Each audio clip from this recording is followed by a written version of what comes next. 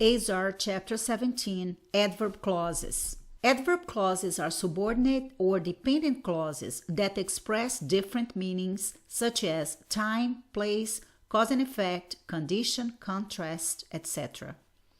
Adverb clauses are easy to identify because they always begin with a subordinating conjunction. Today we're going to focus on cause and effect, and these are the conjunctions you can find: because, now that, since, contrast, even though, although, though, conditions, if, unless, only if, whether or not, even if, in case, in the event that. An adverb clause will meet three requirements. First, it will contain a subject and a verb. You will find a subordinate conjunction that keeps the clause from expressing a complete thought. Finally, you will notice that the clause answers one of these three adverb questions: how, when, or why. Let's see how we can compound a sentence by subordination. Punctuation. As soon as he arrives, we will have some lunch. Here you have your adverb clause at the beginning of the sentence. Whenever you have an adverb clause at the beginning of a sentence, you use a comma before the main clause.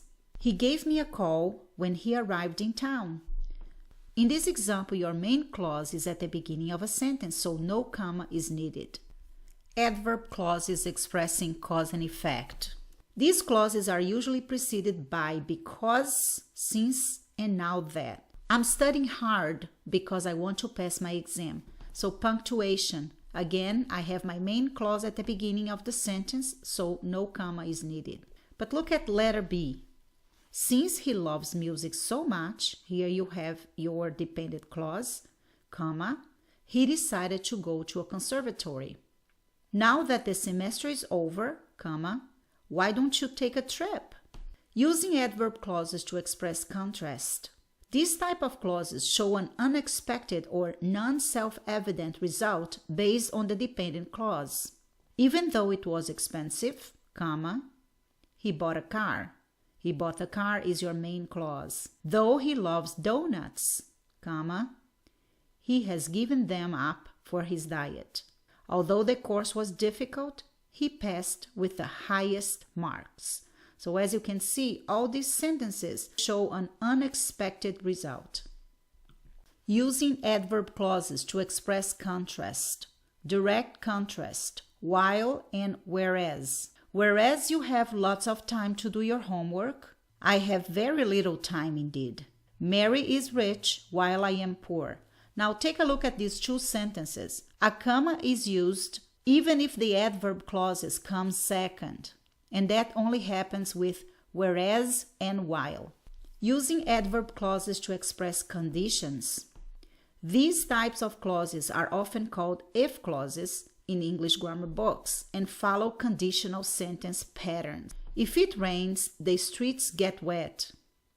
If it rains tomorrow, I will take my umbrella.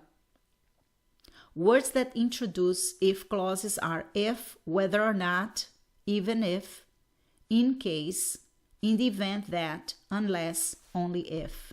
Let's see some examples. I'm going to go swimming tomorrow whether or not it is cold. I decided to go swimming tomorrow. Even if the weather is cold, I'm going to go swimming. I'll be at my uncle's house in case you need to reach me. In the event that you need to reach me, I'll be at my uncle's house. I'll go swimming tomorrow unless it's cold. The picnic will be canceled only if it rains. Now look at this last one. Only if it rains will the picnic be canceled. When you start your sentence using only if, you need to flip your verb. So instead of saying only if it rains, the picnic will be canceled, you say will the picnic be canceled, because you begin a sentence using only if. And that concludes chapter 17.